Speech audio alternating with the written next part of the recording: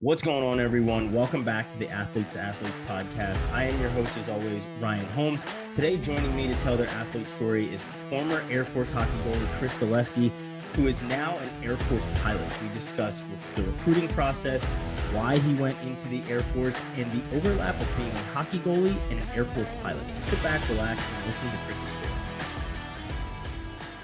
All right, so another A2A athlete story today.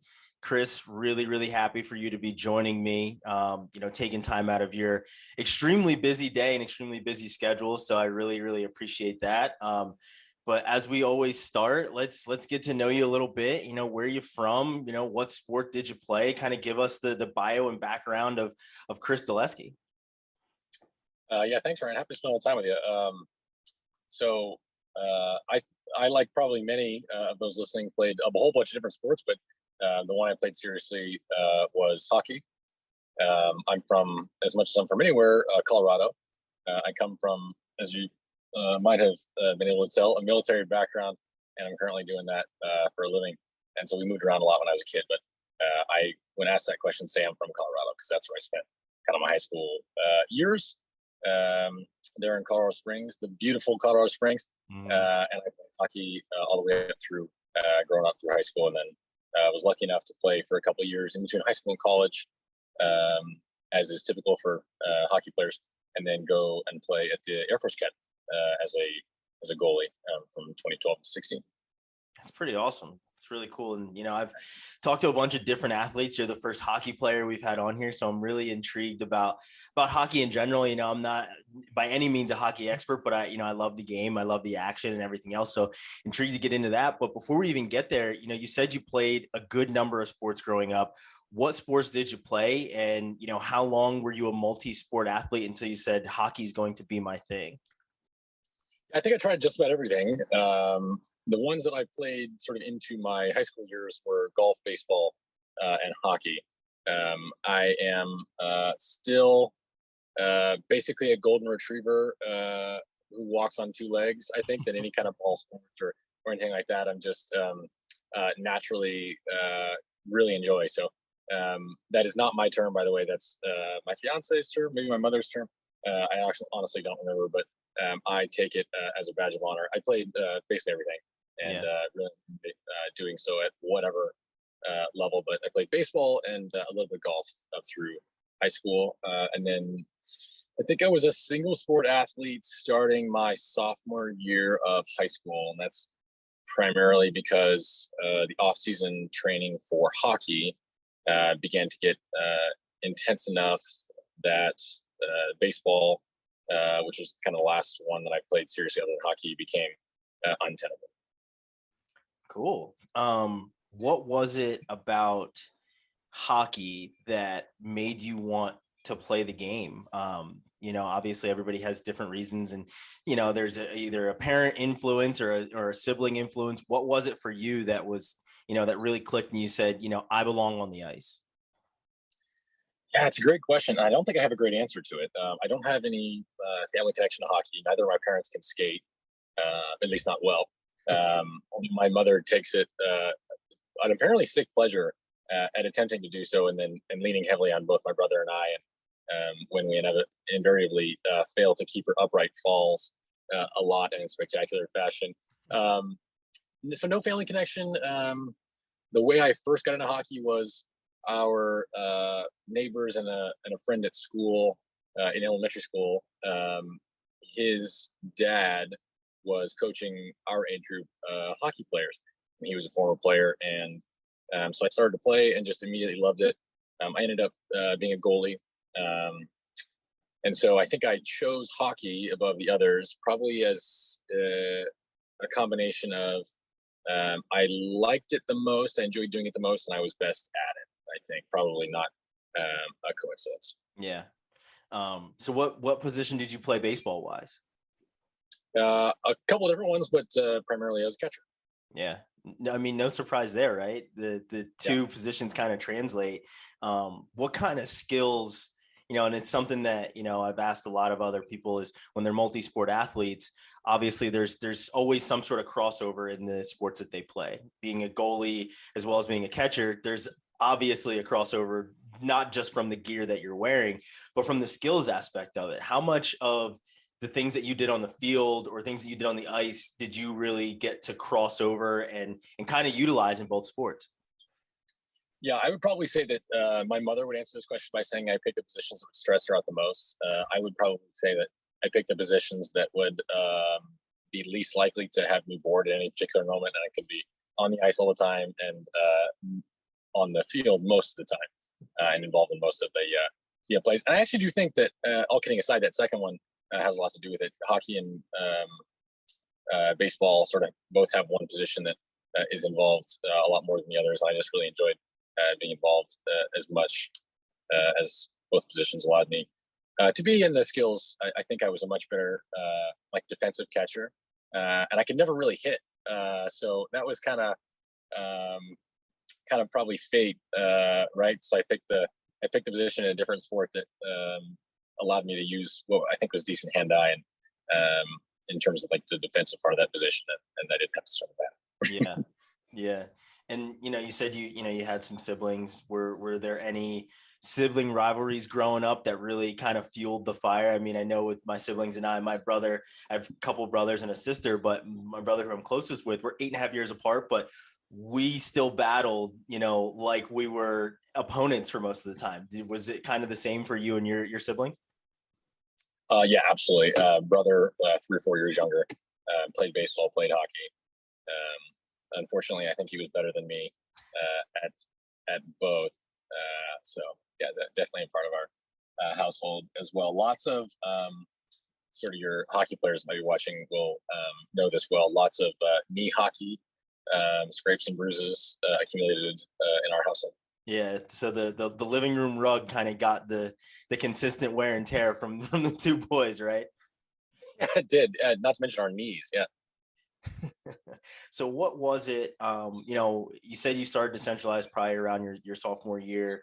And you kind of mentioned, you couldn't hit in baseball, but what was it truly about hockey that you said this is my sport, and how far down the line were you thinking that hockey was going to be the thing that took you to the next level and, play for the Air Force Academy? Yeah. I don't know. I've never been able to quite put a finger on why I enjoy hockey so much. I think that there's an element for me that's really great about hockey that kind of takes you away from your normal life and puts you in this kind of parallel universe. So everything changes, right? You put all this equipment on, you put a helmet on, and you kind of enter this arena that is very different, often very different weather from the outside world, and you sort of get to put on this whole new persona and enter this whole new world. I don't know. Maybe that's what appealed to me. I've always really gravitated toward it. I still play hockey, although at a very different pace and intensity than I used to. And I've just always really loved it. And I don't have a great answer as to why. I'm mostly just guessing out loud here. Yeah. I mean, it's, you don't really pick your passions. Normally your passions pick you, right? And that's probably something that can be said with you in hockey. Now, when it came to starting to centralize, and, like I said, was there a thought that you had where you said, this is something that I want to do at a high level and that I think is going to be my ticket to playing at a high level and playing in college? Yeah, definitely a part of that decision. Like I said, hockey was definitely the sport that I was best at, and I had always, or for most of kind of what I remember of my athletic career, considered it to be my kind of primary sport, and always wanted to play hockey in college. There was a time period during which I thought maybe I could play beyond college, or maybe play for a living, but I don't know if I even myself believed that, other than just a sort of ephemeral kind of, yeah, sure, if that all lined up, then great. But I don't think I was ever really planning for that. Honestly, the kind of big goal in my head was to play in college. And so that's really as far out as I thought most of the time, and if I was being honest with myself. Yeah. Yeah. Now, when it came to playing in college, was it always, and you mentioned, you were, moving a lot as you were growing up, but was it always that you wanted to play for, the service academies or enter the service academy, or was it, let's be recruited, let's get recruited, let's see what schools have to offer? What was your path to getting to that next level when it came to the recruiting process? Yeah, so for me, it was a bit of a weird situation because I both knew that I wanted to play hockey in college and that I wanted to go into the Air Force after. I didn't necessarily intend on the Air Force Academy itself. And so to add into the weirdness of that situation, I lived in the same town as the Air Force Academy in Colorado Springs there. So I knew that those things lined up really well. I also knew that coming from playing hockey full time and kind of going to class online on the side for a couple hours a week was a really high kind of quality of life for a young person. And the Air Force Academy was going to be very different lifestyle. And so I was, if I'm being honest, intimidated by that and was definitely exploring other options, both because I think I was excited about experiencing something new and kind of outside my hometown, and because I knew it was going to be really hard, the Air Force Academy. And so I definitely explored other options like East Coast options. And to add to that sort of pile of variables, I was not highly recruited. In fact, you could probably say that I wasn't recruited almost at all. And ended up entering the Air Force Academy based mostly on my academic background, and basically being a walk-on to the hockey team. Though there's a little bit of gray area there, since I did have a relationship with those coaches, having played hockey in their town, and so I knew the coaches, they knew me, and so it was a little bit of a not necessarily just cold intro, some random person kind of walking on, but yeah. So what schools did you look at, with seeing how intimidated you were with the Air Force Academy? What other schools were you looking at to have kind of the the normal college experience? Because being in the service academy is not a normal college experience by any stretch, or by any means. So what other schools were kind of on your radar? Yeah, I wanted to go East Coast, and I wanted to go to some place that had the best kind of academics that I could get to. So the big kind of Ivy League schools were really ones that I had in mind. Only problem with that is I couldn't get in to them without any sort of like hockey variable or anything. Who knows if I had been recruited to those schools, how that would have gone differently, but I wasn't. And so I think in the end it came down to going to some place like Hamilton, which is a great school in a Division III hockey program that's really pretty cool, or someplace like Denver, where I would have also tried to walk on to the hockey team, incredibly storied program and really high caliber program. And in the end, the Air Force Academy was just this great combination of variables for me that was impossible to say no to. So that's where I ended up. Yeah. How did you get over the intimidation factor when it came to the service academy and entering and playing hockey at Air Force? I didn't. I would say I was definitely still intimidated on day one, and frankly, still intimidated on the last day of the fourth year, probably. I think for me, it just was outweighed by my interest in all the upside, if that makes any sense. So the Air Force Academy, there's no tuition, and they pay you a very modest amount, but they pay you on a monthly basis, since technically you are now part of the Air Force. You don't pay tuition. Instead, you are paid all your housing and living and food costs are paid for. So that was huge. I just, not having to mess with any kind of student loan stuff and not having to ask anything from my parents was like a big deal for me. I also explored the ROTC scholarship route. And in the end, the kind of ROTC scholarship that I got, in combination with the kind of offers that I had from schools to go there just based on academics, and also to go play hockey. The academy was just way better, to be honest, because it's such a top tier academic institution. It's a great hockey program, and it was going to be for the reasons I've described, and also because I wanted to eventually do this for a living and fly for the Air Force. It was just too good a deal to pass up. Mm-hmm. So what, you kind of alluded to the academic side and what you do for a living. What did you study when you went into school? What was that academic side that you decided to dip your toe into? So I started out as an aeronautical engineering major, and I got most of the way through that program with a double major in foreign area studies. I was taking Chinese language courses and took a minor in that I did end up sticking with. But kind of right near the end of the aeronautical engineering major, I decided to switch. And what I went to was a history and political science double major instead of the aeronautical engineering and foreign area studies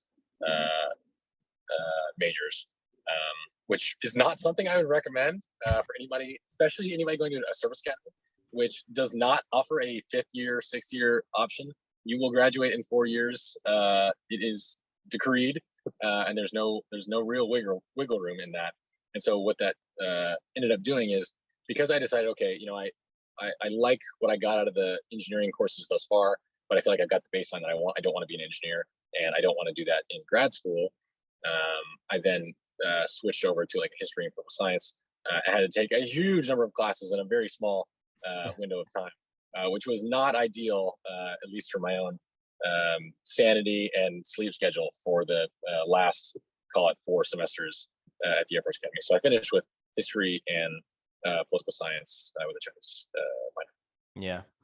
So for normal college students like myself, I was able to, wake up at a normal time and go to class and, have fun with friends, stuff like that. So that's a normal schedule. For you, obviously things aren't like that. What's your day-to-day look like as a student athlete?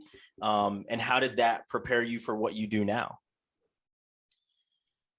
Yeah, they were long days with lots of different demands. Anybody who has done any level of research into a service academy is probably not surprised to hear that. My typical day at the academy would involve getting up pretty darn early. So I honestly don't remember at this point because it's been a few years now, but getting up somewhere in the 5 a.m. to 6 a.m. Range was probably normal. Get up, throw your uniform on. You wear uniform every day of the week. And if you are a freshman, you wear the uniform every day of the week, including Saturdays and Sundays. And then it is a combination of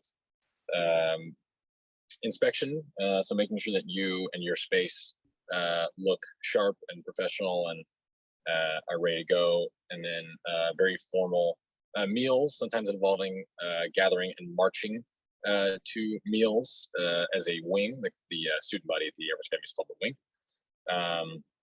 And then classes, pretty regimented schedule with relatively little flexibility, at least in comparison to civilian quote unquote institutions, regular school.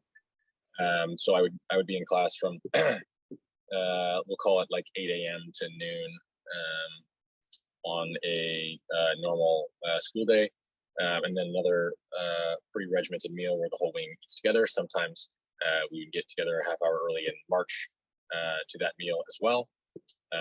And then the afternoon would consist of typically either a bit more class, called another hour or so after lunch, or some kind of private time to work with instructors on whatever paper you're working on or whatever. There's lots of opportunity for that there for Academy.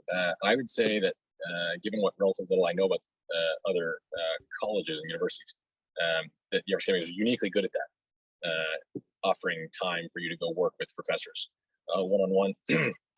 So if I didn't have class after lunch or any kind of professional military development, because after all, we are not only graduating at the end of the 4 years with a bachelor's degree, but also with a commission of the United States Air Force. Mm-hmm. So I didn't have one of those two things after lunch.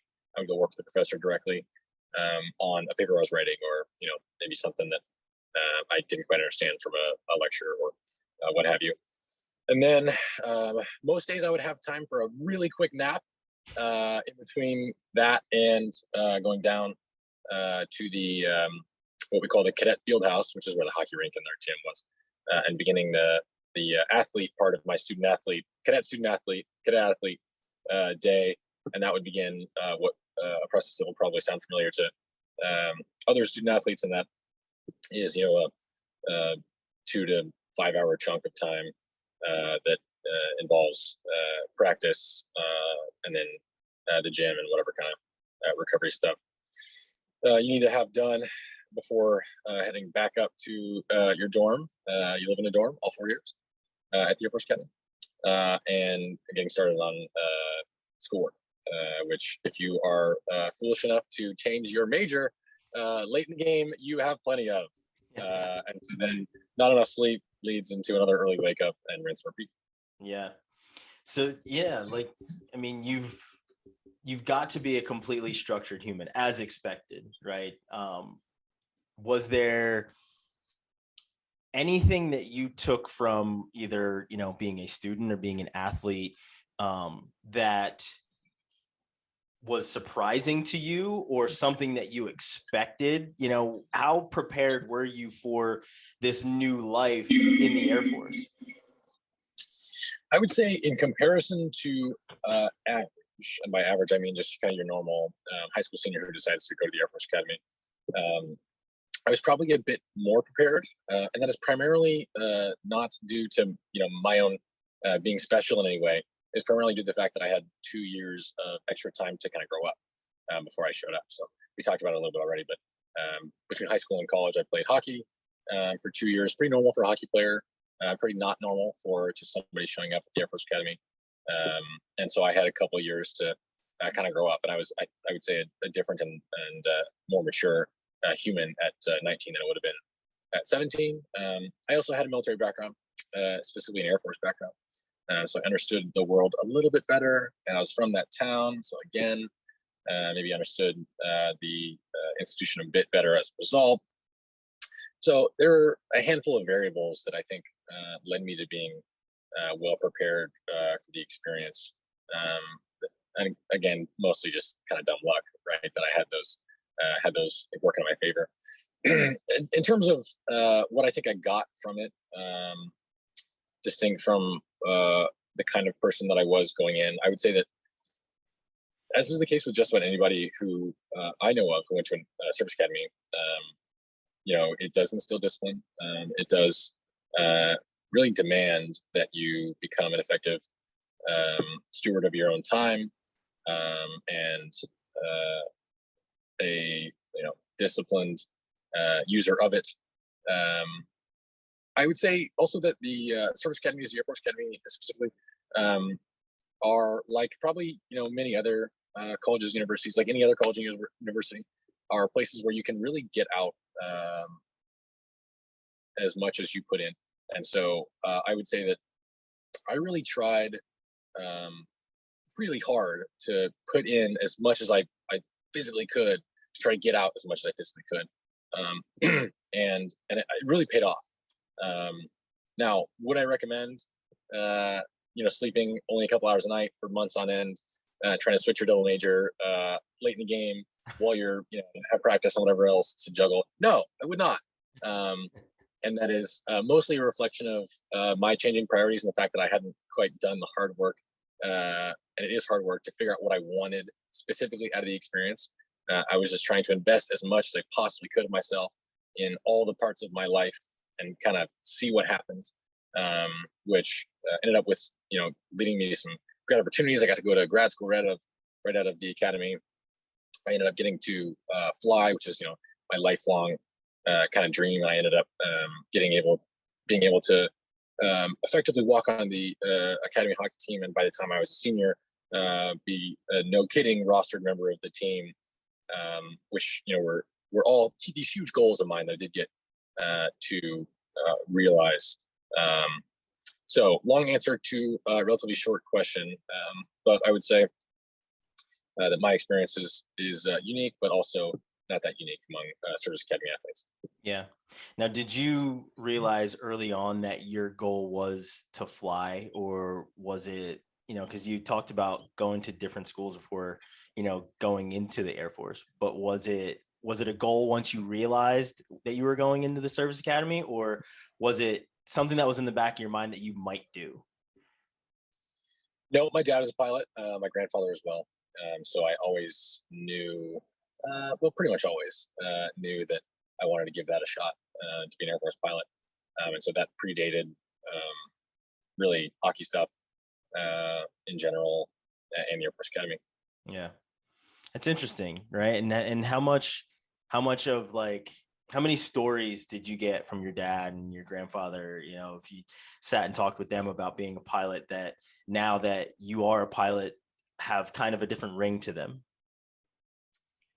Yeah, I would say that's a spot on kind of way to describe it.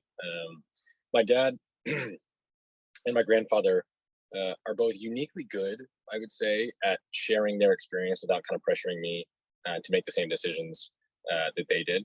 And so now it's this great thing that we can kind of share similar experiences and it's been really gratifying as a result. Never anything that I felt any kind of pressure to do from my family, but really just this kind of great option that I was aware of because of their experience and got the opportunity to do. Yeah. Now, how hard was it? Obviously, because your goal is to fly, and you're changing a major, and you have to study a lot. When you change your majors, you're taking a lot of courses. How hard was that athlete part of it? That was kind of secondary in that regard, because you had so much other work to do. How hard was it to stay focused on being an athlete as well? I mean, obviously, as a service member, you're incredibly disciplined, but the athlete part of it seems a little bit like it's extra at certain points, right? So how hard was it to stay focused on that? Yeah, it definitely makes it harder. I would say that I made pretty clear choices about what to put my priority on, whether consciously or otherwise. I'm not totally sure. I think because I had academic success at the academy well before I had athletic success. I think the argument can be made that I never had all that much athletic success at the academy. I did get on the roster and get to play a couple of games late my senior season, but I was by no means one of the leading contributors on the ice. So for me, the schoolwork came first, and given the choice to sacrifice, say, rest that I felt like my body probably needed to perform at its best on the ice, or an extra couple hours of work late into the night, such that I could try to keep my GPA up. I chose the latter every time. Mm-hmm. And so for me, it was possible to do that without kind of letting down my brothers in the locker room, because I wasn't on the ice on the weekend. So I could do that. The guys who I was really impressed by are the ones who could do all the above while actually playing on the weekends. And so I had a couple of classmates who were able to keep these incredible academic records and really perform to an incredible level on the ice. And those are the guys that I would really be impressed by, because that was much harder, because they didn't have, at least from the outside looking in, didn't have the kind of easy way out that I have, where I could just, not sleep and get the extra work done, and that would be okay. Mm-hmm. Now, as an athlete, you said you weren't on the ice very much, but what are some of the stories and times that you remember being on the ice that had a huge impact on you, that you will probably remember a little bit more vividly than some of the things you're doing when you're in an airplane? Yeah, I've been asked this question a handful of times about what are my favorite hockey memories. To be honest, I don't know that I have. I never won the state championship in high school. I was never, I never made the sort of game preserving save in a late, championship game in college. And so I have great memories of hockey, and I think it has given me so much. And so the the answers I typically go to are like, I really feel like I got a lot out of the time that I was able to spend with teammates and folks that I got so incredibly close to. We had unique and weird experiences as a result of being an Air Force Academy hockey team, where we end up all piled into the belly of some Air Force cargo jet that, as it turns out, was pretty old, and we kind of would look around and go, "Yeah, really? This is what we're taking on our trip to Alaska? That's a little concerning." But it ends up, being great and being a very cool, unique experience in the end. So that's my lame answer to that question. No, that's an awesome answer. I mean, not a lot of people can say I'm headed to Alaska in this, really old plane or anything else like that. But that's pretty cool. And when it comes to training, and a lot of athletes, they're able to kind of utilize training as an athlete in real life. How much of your training as an athlete are you able to use, if anything at all, with your job now? Man, I would say that my job now is one that uniquely lends itself to the mindset and the approach of a high-level athlete. So I fly in the Air Force, and I fly a fighter, which is the F-15, a two-seat fighter. So I'm up front, and I have a teammate in the back who runs a lot of sensor stuff and ensures that we get the mission accomplished. And it is a really fast-paced, really information dense, and really both physically and mentally challenging environment. And so if those three things sound familiar to anybody who's played sports at a high level, it's no coincidence. Yeah. So I would say that the ability to do those things well, to sort of take in information, synthesize it, and make decisions really quickly in situations that are physically and mentally really tough, is absolutely what it takes to be a good pilot. I won't say it's what it takes to become a great pilot, because I'm not one yet, and so I don't know.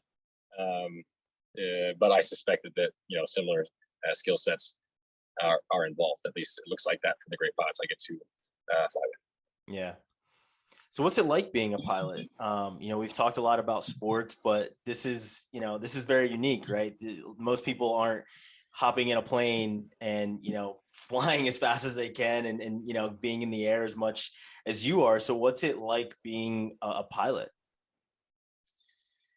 Well, again, it's a pretty similar experience to being an athlete at a relatively high level. The day-to-day of a pilot is very intense, very demanding. You have to know a lot. You have to know a lot about the machine that you're operating. You have to know a lot about yourself. And you have to be very disciplined in building those skills and then utilizing them. So on a day-to-day basis, it varies a lot based on what time we're taking off that day. If I'm flying in the air, or if I'm flying a simulator, or if I'm doing more kind of ground-based mission preparation. But also similar to the sports world, many hours of prep for each individual hour of execution. And so a typical day involves lots of hours of prep. You might get up early if you're flying early. You might get up late if you're, say, flying at night. But being disciplined with your day and the mission preparation hours is absolutely critical. And then when it comes time to perform, we are meticulous and really methodical about briefing and debriefing and talking through ad nauseum, which might sound familiar to anybody who's been through a Coach Frank Sartori tape review of a weekend's games the previous weekend. We are super meticulous with the briefing and debriefing and talking through the both everything from the basics to the nuances of what we're going to do that day in the air, and then going out and executing to the highest degree possible. And then when invariably we screw lots of stuff up, we come back and talk about each of those things in equally minute detail. Yeah. What was it like for the training, and then first time you got into a plane? What was that like? A little surreal, a little jarring, a little surreal, very exciting, definitely. So lots and lots, as you might imagine, lots and lots of ground-based training comes first before you ever actually touch an airplane that goes, up into the air. And then when you first get to one, it, at least for me, and I think for most, if not all, is a little overwhelming because there's so much information. There's such a kind of huge world out there that you now find yourself in and having to navigate. That it's definitely tough. I got airsick when I first started flying, and so that was this whole challenge where I had to force my body and convince my body that no, this is okay. This is something that we're trying to do on purpose, I promise. And so that made it tough to sort of break into flying. So it's this kind of huge experience, or at least it was for me, with different elements of everything from just excitement to sheer panic. Yeah. So last question for you, and I said this is something before we started that I wanted you to probably think about, whether it's as a pilot or as an athlete. What's a piece of advice that you could pass on to that next generation that could help them prepare them for whether it's picking college or entering the workforce or anything else that that you kind of replay over and over in your mind and you wish somebody would have told you? I would say that some of the best advice that I ever got is to spend the time early on to sit down and reflect on what you really want out of these big experiences that are coming up. So if you're, say, a high school athlete, I was looking at as you're playing college sports, I would say that it will pay huge dividends if you sit down, ideally with a couple of people who are close to you, know you well, and whose opinion you think highly of, and decide, okay, what do I really want out of this experience, out of these experiences? What in the long term would I like to set myself up for doing, and why?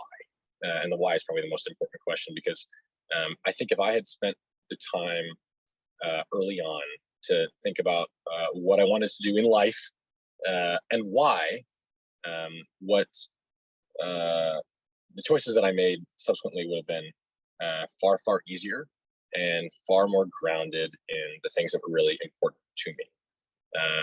And so, some of the stuff we've already talked about is a direct result of me not doing that work early on, having to kind of catch up later. And I think it's super common that young people don't sit down and take the time to sort of answer those questions for themselves. And if your answers to those questions change along the way, that's great. I know mine have at various points. I thought maybe I wasn't going to fly and I was going to try to do something else in the Air Force, and was pretty convinced about it. And then I came back around to the flying thing. And so even though those answers have changed along the way, the kinds of things that I've been able to do and the way that I get to lead my life on a daily basis, I think is pretty reflective of what really matters to me and what I find important in my value set and what I want to be doing, both now and to set myself up for what comes next. And I'm lucky in that even though I didn't do the work to figure those things out as a young person, I had people around me who were great mentors and able to guide me into these great opportunities, even if I didn't quite have figured out what I wanted to do and why. But if I had spent that time, made that investment, I think I would have been much better off. And the various decisions that faced me as a young person and will face many young people, especially student athletes, would have been A, far easier, and B, made from a far more informed about what I really wanted and why place. That's great. I mean, that's definitely something that, whether it is for the next generation of high school or college athletes, or, an adult, such as myself, like that's a great aspect to really kind of look at. So I really appreciate you taking the time out and sitting and talking with us today about, basically everything, athletes, Air Force. I mean, I was really intrigued probably more by the Air Force part of it, because it's not something that a lot of people get to experience. So I was, probably a little bit more gung-ho to pick your brain about that than being an athlete. But, I appreciate you really opening up and giving us everything. You got anything else for us before we let you go? All right, it's been great to be with you. Thanks.